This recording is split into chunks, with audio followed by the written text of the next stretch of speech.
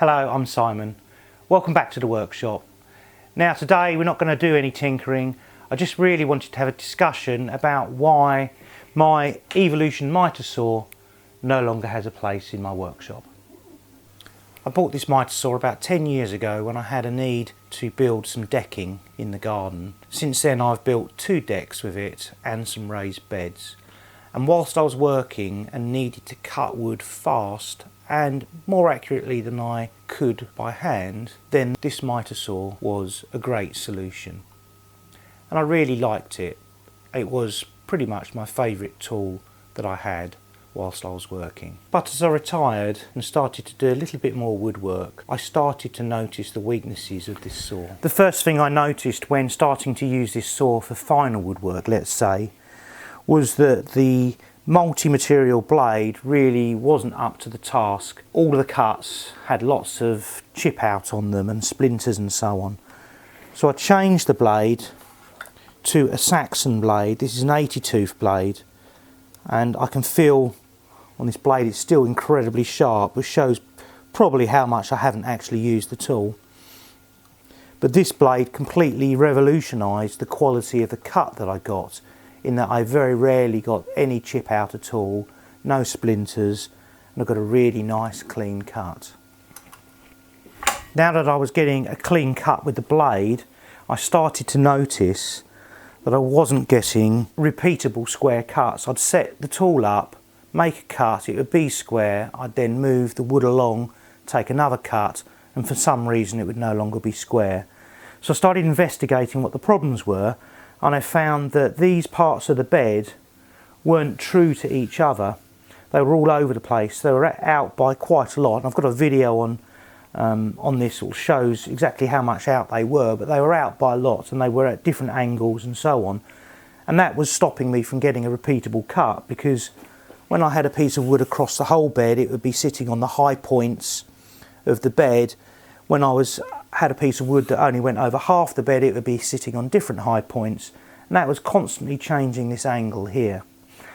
So what I did is I spent about 5 days flattening this whole bed by hand using some sandpaper and some blocks. It was a really boring, tedious task to do, but it meant that I got a very square cut and a repeatable square cut in this direction. Having flattened the bed, I looked at the fence to see if that was square, and this too isn't flat. It goes in the centre, and I'm not the only one to have mentioned this. I've got a friend who's got exactly the same saw and he's got exactly the same problem. The fence actually dips in the centre. It's straight but has an angle going in towards the centre on both sides. So if you put a rule from here to here, you'll have a gap in the middle.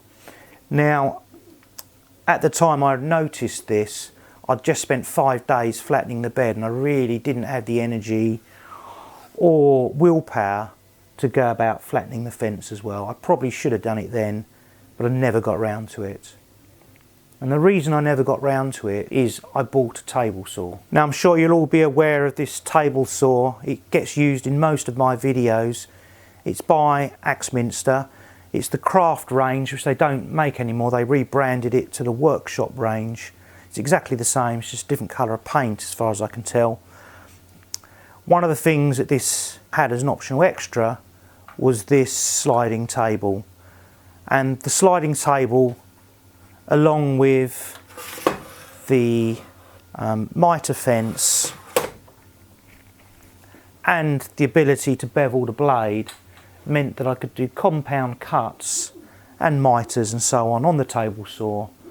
And when I used this, I was getting accurate, repeatable cuts every time. So that basically meant I was less using the mitre saw than I was the table saw. Now, conventional wisdom says that the table saw is the most dangerous tool in the workshop. I'm not going to disagree with that at all, and therefore if you can make a cut on the mitre saw, you should, because it'll be safer. But there are some other considerations as well.